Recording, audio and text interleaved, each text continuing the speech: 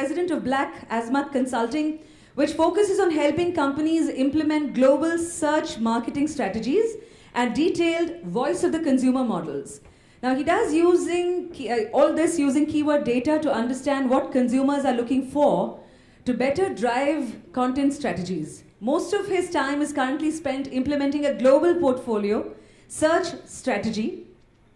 And of course, press, industry analysts, and corporate leaders frequently seek his advice to effectively leverage enterprise and global search marketing. Please put your hands together to welcome Bill Hunt, please.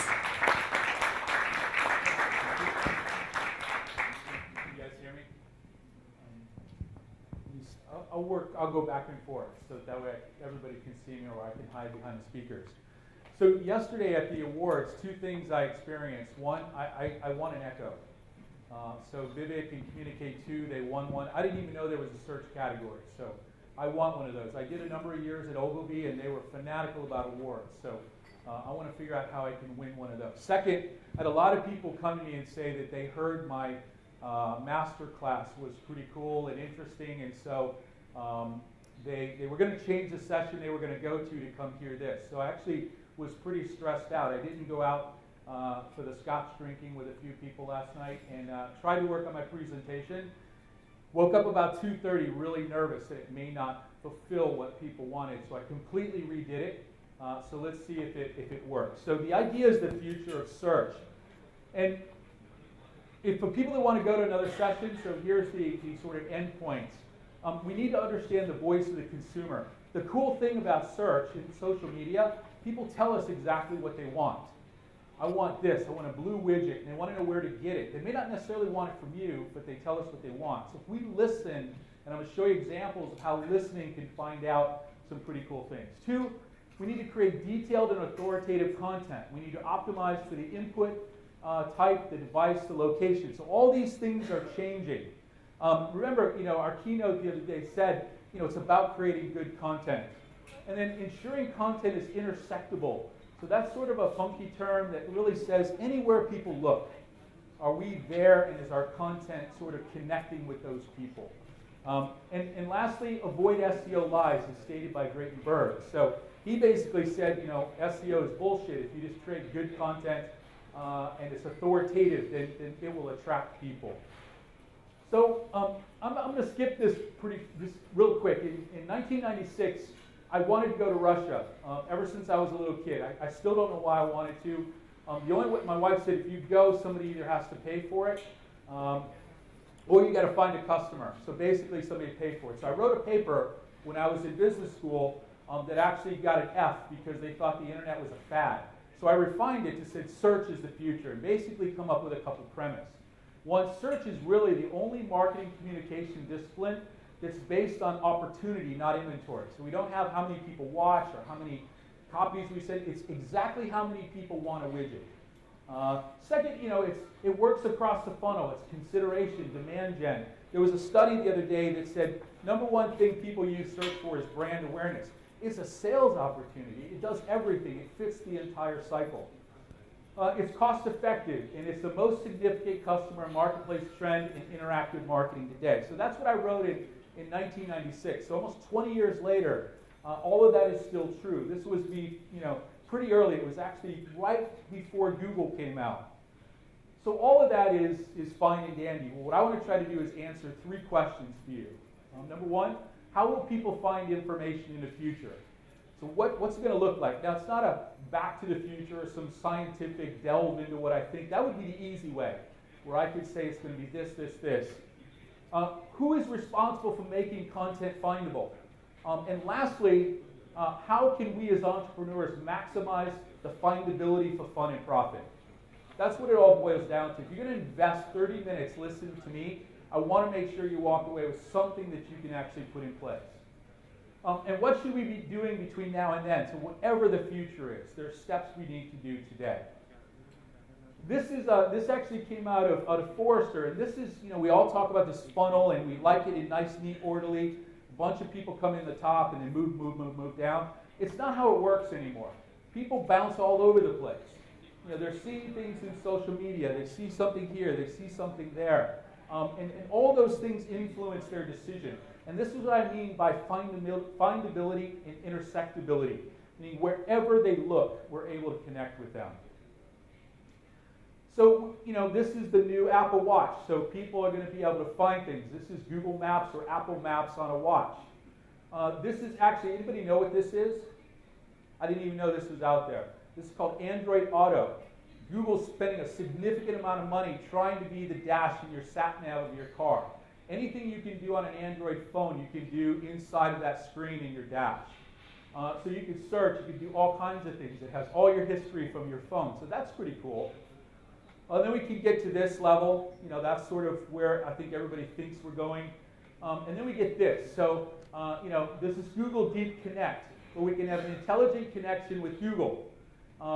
The other one is we can have Google Cerebral Connect, connecting your brain to our brain. These aren't real. It's this, where could it go? But, I thought it was interesting that people are now thinking we can actually embed chips in things. So I have a friend that has Parkinson's, and about 6 months ago, they actually embedded some circuitry in his brain to interpret certain signals, and then that he can basically regain motor function. So the fact that we're already stimulating and controlling the brain, this probably isn't too far off. But like I said, I want to get you what happens between now and then. And that's what I want to focus on now. And I call it the path to findability. How do we get found? Currently, I think search marketing is horrible. Paid search marketing, I think everybody does it equally bad. It's a massive revenue stream for Google, but everybody does it poorly. It's the lazy way out. But the irony about paid search specifically, I call paid search the cross between direct marketing and day trading. Direct marketing, we're looking at signals, we're looking at audience targets, and we're trying to arbitrage the price to get it as cheap as possible. But we don't do that, because what's nice about paid search, you can rank for anything. You get exposure for anything, whether you deserve it or not. And so, this path to findability, we have to change things. So in order to be scored, to be found, you have to be found. This is data that just came out yesterday at a conference in the US that said 89% of all domains on the internet are not findable. Google only has 11% of every website on the web currently in there. So 89% of your stuff in the world is not even scoreable, not findable. So before we can start talking about getting stuff implanted in our brain, we need to think about covering some of the basics. So the search ecosystem today, hopefully we can see this because it's going to be pretty light. Starts with the query, then we go to maybe a device. So I'm on a mobile phone, I can interact with somebody. Then we go to location. So if I'm physically here, I can see something that's nearby. And lastly, some bit of intent. What does somebody want? Google did this update called Hummingbird, where a lot of people got impacted in the search results because they weren't answering a question. I had a lawyer say, I've been ranking for 10 years for this particular term, and Hummingbird came out and I no longer rank. And because he did everything right from a search perspective, but Google now interpreted what people asking, how do I do this? How do I file a lawsuit? What happened was they're now looking for somebody that answers a question because they use how to. So are we answering questions? As marketers, we typically don't answer questions. We tell people what we want them to know. And that's the big shift. We have to stop sort of pushing our information on people and making sure that we're attracting people in the context that they want. All right, so here's one. I'm going to Nepal right after this. And I just wanted to know, I'm talking to some entrepreneurs, so I did a query, making money in Nepal. This is why I say that why paid search is horrible. Making money in Nepal, all the paid ads are either about volunteer programs, donating to orphanages, ethical tracking, or tracking. Of course, Google's number one, increased profit online. And then all the organic are equally horrible. The only thing that's there that's relevant to my query is how to make money online. So how do we make money in Nepal? What do you do? I later did another query and found out, I guess if you have coffee, a coffee plantation, you can make a killing in Nepal. But that's not what I saw in this query. And again, the organic sort of gets me there. Maybe I want to know how much people make in Nepal. I want to know how do I make more money in Nepal. So this kind of problem is, the question I asked earlier is whose responsibility is it to fix this? Right away, we're going to blame Google. Well, Google sucks. Google can't get the answer right. But it's our content. It's our content that's wrong. And so, all right, we go to another one. Here's one that's sort of right. And I'm going to talk about this one a little more later. I was looking for this bank plus ATM on my mobile phone. It knew where I was in Mumbai. It actually told me how far away from an ATM I was. And the funny thing I want is I can even call that ATM. What? Ask if it's got cash? Is it working? Is it plugged in? I mean, why would I call the ATM? You know, but that's the thing. Maybe I can interact with it, and maybe I can send it to text to see that it has cash or that it is working. That might be a way that I can connect with it in the future. This was yesterday I wasn't at the conference because I was on site with a client, and I've got a couple conversations I had yesterday. No lie, these are real conversations from yesterday. So first is, they told me, so that BT means brand team. This was a client. So they said, it's critical we rank for single malt whiskey. That's what we sell. We must rank for single malt whiskey. Okay, that's BH's me. Okay, what is the single malt page? I'm sure we have one. So the number one thing you care about performing for, you don't even know if you have a page for it. So I said, let's ask Google. Google knows if you have a page for it, right? Unless you're one of those 89% that they can't find. So I went to Google. There's a query you can do. You can put in the single malt whiskey, site, and the domain, and it will tell you everything they have related to that topic. What came up? Your search found no documents. I took out their name not to embarrass them. We don't have one. So the number one term that's important to you, you don't even have a page for. What do you think they said? I told 2 people this story. So what do you think the next thing they asked me to do? They said, take whiskey off. So I took whiskey off, same result, not found, no page. So they want to say single malt. What do you think then I said, you want me to take malt off? If we don't rank for the purest phrase, single malt whiskey, and we don't rank for single malt, we're probably not going to rank for single. So, I mean, this was their answer. These are marketers that are saying, well, let's change the word. Let me change my message. And that's not really how it works. Let me stand over here. So. All right, so what I think is the infrastructure for the future or ecosystem is, and I said this is what it is today, really starts with input method. Then we move into the, device. I can't even see it. So location, so where is somebody? Query. Then we've got search intent, what do they want? Search history, things like search for info, what do we know about them? And lastly, what is our goal? And too many times people, all right, so input type. I got a keyboard, I've got this cool keyboard. Anybody using one of these infrared keyboards? The batteries die like in 2 hours, so it's sort of worthless. Siri or Google Voice, these kind of things. I have actually a really good example for this. So I wanted to see, I was sort of silly at 3 in the morning redoing this presentation. So I said, I have a rash in my private parts. That's what I said to Google Voice. The reason most people aren't adopting voice commands is something like that. You don't want to be on a train or subway or around human beings and say some queries. So what do you think it came back with? This is how it interpreted. It said, AdLabs Imagico reports. That's how it interpreted, I have a rash in my private parts. So what did I do? Screw voice input. Let me go back to old school and type in something, genital rash. Right? And it actually got the result. I actually don't have that problem, but I thought it was interesting. Something you probably are not going to say into your phone, right? All right, so it's just a difference. Some input methods sort of suck. Again, whose responsibility is it? Is it Google or Apple's responsibility to understand an accent or not understand an accent and act accordingly? All right, Google Glass, this is sort of the even creepiest thing we got out there. I'm not going to talk about that because it is sort of creepy. Then we get into this device. So now we're talking about devices. We got mobile phones. We got a ton of them. And some companies are doing an amazing amount of business because they basically let people get online relatively cheap. Here's again, second conversation we had. There was a report, I guess, in one of the Indian papers that said 60% of videos are viewed in India on mobile device, the mobile part of it after the fact. And they're like, well, that's how it's done. No, it's not responsive design. And so, then of course the client says, so something, I'm like, they're idiots. You know, you told them exactly what you want, what your business objective was, and they failed because the way that they do things. So these are real conversations. So now location. So we did device, we did input method. We see we're not doing pretty well. Now we got location. So again, going to Nepal, here's a guy on oxygen. Let's say he's a Sherpa.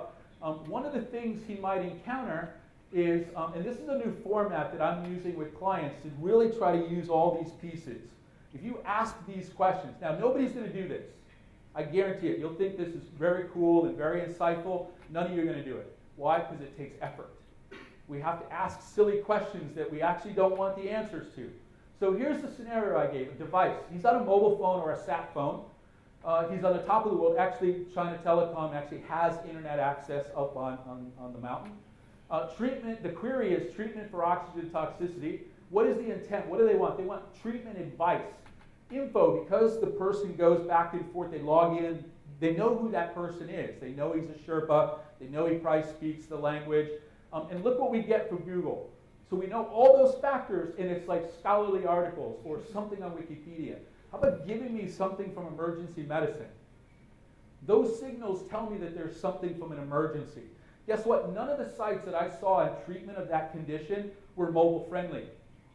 So the actual site that would tell that person what is the immediate action to do is not mobile friendly. So if you think about people, emergency responders, you've got to create content that matches the scenario that people might actually use it. All right, so worthless result. The person now, they go back to old school, they have to trek them back down to base camp, then where they probably have a physician, we lose valuable time. All right, so Amazon showroom. Anybody ever been to the Amazon showroom? Definitely anybody in the States been to Best Buy? That's the Amazon showroom. And what happens is that people go here, they touch and feel electronics. While they're physically in the store, they check Amazon for the price. One thing that Best Buy has done is they've actually got unique barcodes and SKUs so that you can't just use Red Laser or the Amazon tool. But that doesn't stop people. People still do it. So here's my premise. If I'm at the Apple store, there's a lot of things that Apple could do to counter me buying this online. I'm on a mobile device. I'm in a mall. Google knows where you're at. They know your mall. I can do paid advertising targeting people in a specific mall in the United States. I know I'm looking for a price for a MacBook Pro. My intent is to find a MacBook cheaper than the Apple Store. And my info, it knows exactly who I am because it knows the phone I'm on. It knows I'm on an Apple phone. It knows I use a Mac. I probably want to place it on that's not looky-loo. All these signals Apple could use to keep me there and say, hey, we'll give you this incentive, or maybe not, but you could buy it right here. You don't need to wait 5 days for it to come in the mail. If I'm on a desktop, it's a totally different experience. All right, so here, what did Best Buy end up doing? We'll match Amazon. Don't buy from them, just buy from us. We'll match their price. Let's cut out the middleman. So they've had to discount to match Amazon because of the power of that shopping. And they've tried hundreds of things. And I don't necessarily have their answer, but what about other people? What about other businesses? Can we intersect that? Can we coupon them? If you do that search, you'll see that until recently, Best Buy's paid ad didn't even show up. Best Buy didn't come up organically for a very SKU. Why? Because they weren't looking at the things in their database and saying, when somebody does a model number, when somebody does a part number, when somebody does anything, how come we're not showing up for that, especially high-value products? All right, the next two I'm going to cheat and put them together because they go hand in hand. That's query. What did people search for? And then lastly, what is the intent? What did they mean when they did that query? So here's one I did, and this next couple of minutes may actually get me in a little bit of trouble, but we'll see. It's early. People might be hungover from last night. So I just wanted to know, again, at 3:30 in the morning, I just said basket of stuff. What comes up? The paid ads at the top are a bunch of empty baskets. Basket of stuff means basket with stuff in it, right? So clearly the pictures get it because it's pictures of baskets of stuff. So how can we get a picture to perform, but we can't get a paid ad? Why? Because marketers are idiots. We're chucking out our stuff out there as fast as we can, hoping we can catch something. Whereas these images, nobody expected them to rank. You may not be able to see what's ranking number 1 and 2. It's Pinterest. Pinterest. Some lady, the first one, I was like, who is this? 208 pins of baskets of stuff. If I sell baskets of stuff, gift basket, the second one, you read it, wedding bathroom baskets. What is a wedding bathroom basket? I've never heard of that, but I've been married 30 years. I haven't had the need to source that stuff. My daughter may know, but I mean, that's the thing. It's like, this stuff is crazy. And this lady, she's very popular. She collects baskets of stuff. And people now are buying them as a result of finding baskets. Because now they put something other than stuff. So I know you're dying to know. Originally, my career was going to be a sort of basket of shit. This cooks. So what do you think comes up? Twitter. There's no product. Nobody's selling that. Maybe some farmers to other farmers. But it's all tweets. So imagine if we've got an off-color, not an off-color tweet, but something obscure, we could potentially rank for it. This is that intersectability. We say something on Twitter and people can find it later in Google. Or if they search on Twitter. You know, this is a lady saying, is this basket for me? Somebody else is, you know, they're talking about this. So we can have some very interesting conversation. We can connect with people, cross-pollination. All right, let's listen to what they asked for. So I did this for a spirits company, and we looked at, these were people looking for their personalized stuff. So like, you know, Jameson t-shirts, Jameson signs, something like that. The one thing that came up, the most of everything, was 36% of people wanted the Whiskey Stones. They wanted them with a Jameson logo on them. And so it's like, okay, they're pennies to purchase. We can buy container loads of them with our logo on it. And guess what? We started offering them as part of their giveaways when you sign up. The number one thing people wanted with our brand, we were trying signs and t-shirts and all the typical stuff, but we looked at what people actually wanted with our name on it. And we had a huge 124% increase in sign-ups when we stopped trying to give people stupid t-shirts and we gave them something that was a fraction of the price because that's what they were asking for.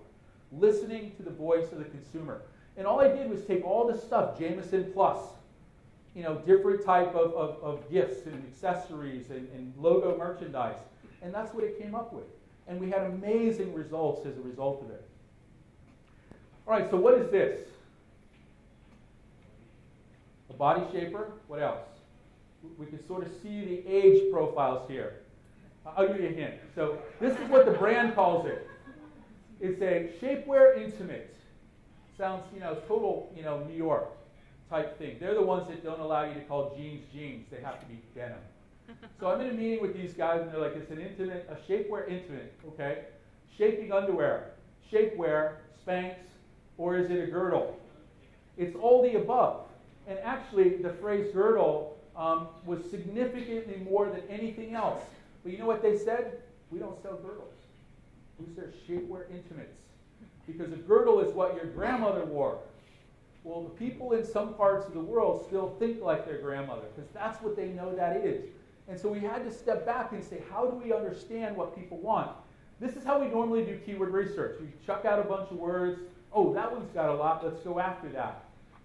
Instead, if we did this, we started doing features, functions. A very interesting thing came out of this. They said, we don't have bridal shapewear. And people say, do you have shaping yoga pants? Like, no, we don't. I said, could your black leggings that shape people be worn for in yoga class? I said, yes.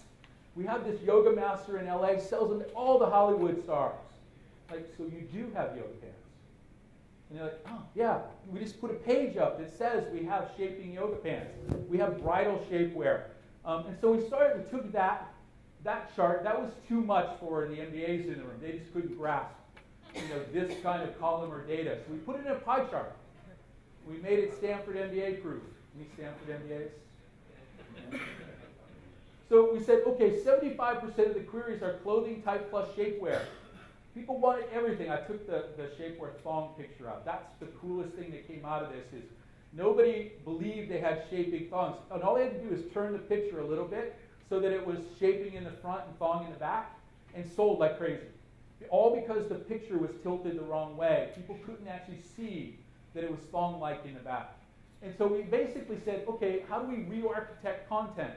bridal, maternity, post-surgery, business. The other thing that come out, they said, God forbid you tell people that are a little bit overweight, that are looking for something to make them look thin, that they might be heavy, top heavy, curvy. Guess what? In social media, people were saying, hey, does anybody know shapewear that's good for top heavy women? Shapewear that's good for this body type? And they said, we don't want to offend people. These people know they need the product, so let's not offend them. These are their words, not yours. So we started making changes to the content. And people were actually in their competitor's store. We saw them on a mobile phone looking to see if they had this kind of product. So it was very interesting. And we broke it all down, tank tops, briefs, all the different types of clothing, and then the different features. And what ended up happening is we started seeing some pretty interesting things. We actually created a page that this is what came up. These were all the type of things. So when somebody looked for shapewear, we didn't know what they wanted.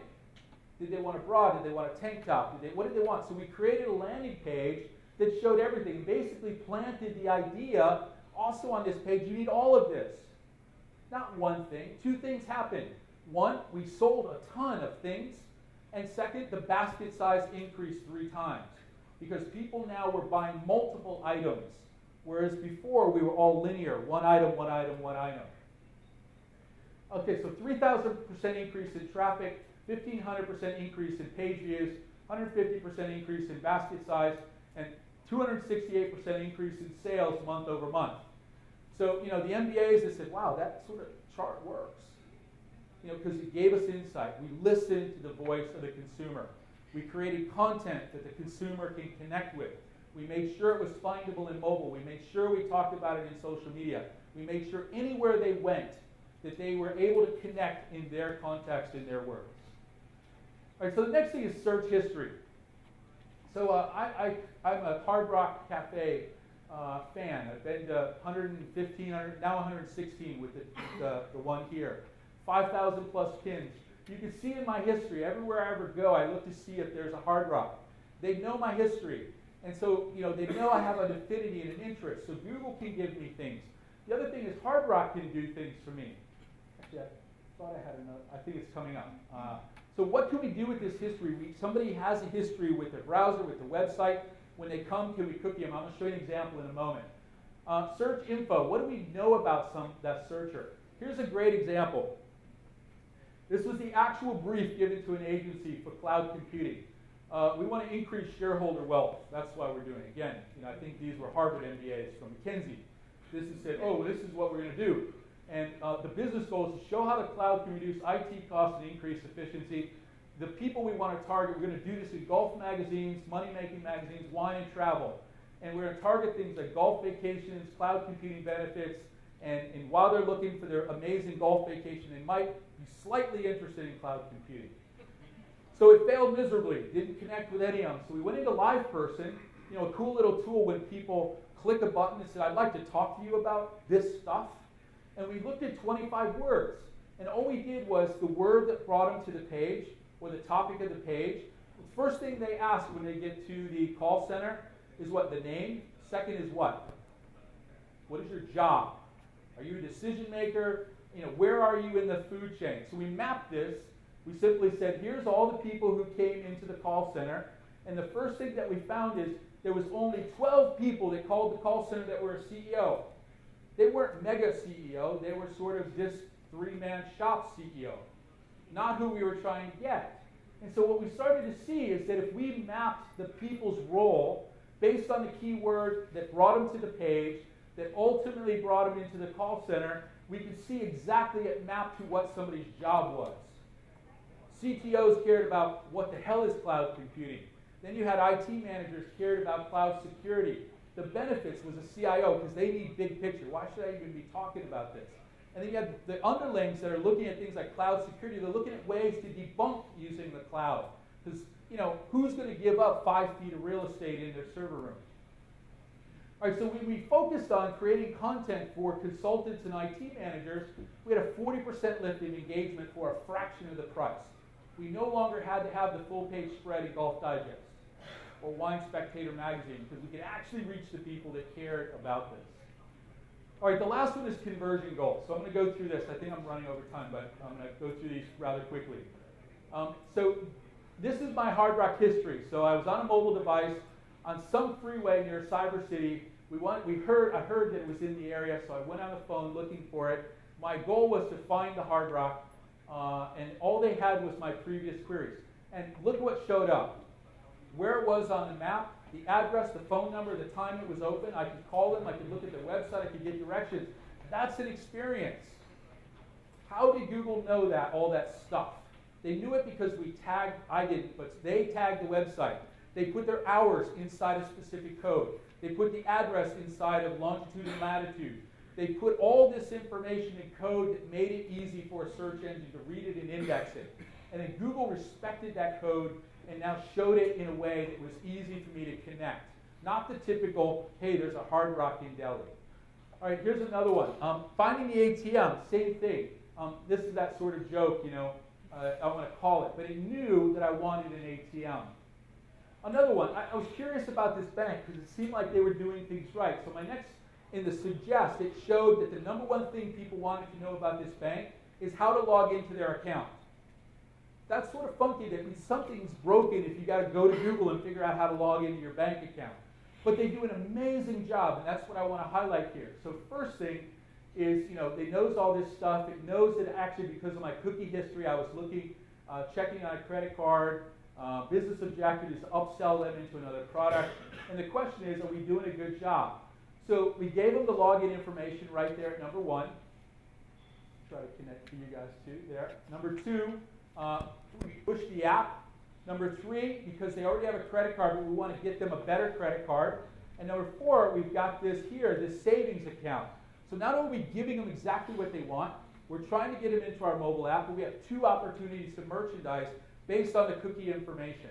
It has nothing to do with Google, it's just we know they were there and we were able to connect with them. We need to rethink the workflow, the way we approach search, the way we approach content, the way we approach all this. And I just want to say one thing. Somebody this morning had a question, said this content stuff. The content stuff is any content that matters. It's an address, it's a tag, it's a phone number, it's open hours. It's not 100 reams of paper. It's not all kinds of content as we traditionally think about it. It's content that connects with people. So this is actually Vanessa Fox, who used to work at Google, built this. And it's pretty hard to read, but it's all the different scenarios for this Becky Busy who wants to take yoga classes online. It's all these different combinations of content and scenarios that would connect with her. And then it went on to say, okay, let me sort of break that out as the content that I need. This is typical persona planning, okay? That's fine. The second thing we want to do, okay, start thinking about embedding, the sort of hard drive and stuff like that in our head, we need to think about this. We took that data, just like I showed, we did this for a large technology company, and what we found is 93%, this is an important number. So we come up with this buy cycle called design. For the IT people, this is people that are actually building out a IT solution. They're putting pictures inside a Visio diagram. This company, technology plus their brand name. Just hear that again. Their brand name. So say Cisco routers, IBM servers, that kind of query. They didn't show up 93% of the time when we added something like specification, heat temperature. It's anything that goes in a rack. Number one thing that a CTO typically needs to know, what's the BTUs of heat? Or how many rack units is it? Nobody talks about this because now you have an AC requirement. And again, because nobody ever connects the dots with facilities. So these are the kind of things, if we think about this, they were missing 93% of people looking for something in that phase of the buy cycle with their specific brand name. And we found 111 new insights about their customer by doing a simple mapping like this. All right, so the future success is, as I said earlier, understanding the voice of the consumer, creating detailed and authoritative content, optimized for input, device, and location. Then we want to ensure content is intersectable, all those ways we saw to connect with people, and connect consumer needs and interests with your business goals for ultimate success. So I think we might have time for a few questions. Thank you.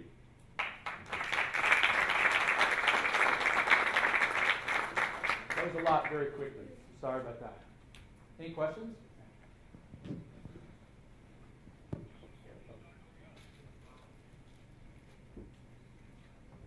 So my question, Bill, is this is all fantastic, but how do we make search sexy? The problem is that we were discussing yesterday, 60% of all investments go into search, worldwide in digital marketing. There's not a single award in Cannes for search. Right. And social media has now 6 awards. So the thing is that basically search is not in the mind share of any CMO, any marketing guy, any advertising guy. It's somewhere some IT guy is supposedly supposed to do. So how do we actually create that need where there's so much investments go into it, there's so much impact on the organization, but it's the lowest priority for most people. And organic is even worse. It doesn't come in the priority list for any of the guys in spite of that giving the most amount of impact to their businesses. Right. Well, I think number one is, a lot of this is taking things that we do in traditional marketing. So personas, we just started adapting the persona. I have a report that I do. It's called the Shock and Awe report that worked amazingly well at IBM. 2 things. Number one, missed opportunity. We play to the ego. Search people never get time with a CMO. If you're a senior marketer and you don't know what's going on in search, you better get educated. I think it was 3 earnings calls ago, the CMO of Macy's was on the earnings call, and someone on the Blue, just before Christmas, said, "What's your SEO strategy?" We got it covered. We're knocking it out of the park. We own things. And of course, what are analysts doing in the room? They're on their damn phone. And they said, "You don't appear to be coming up anywhere. Are you sure that's the strategy?"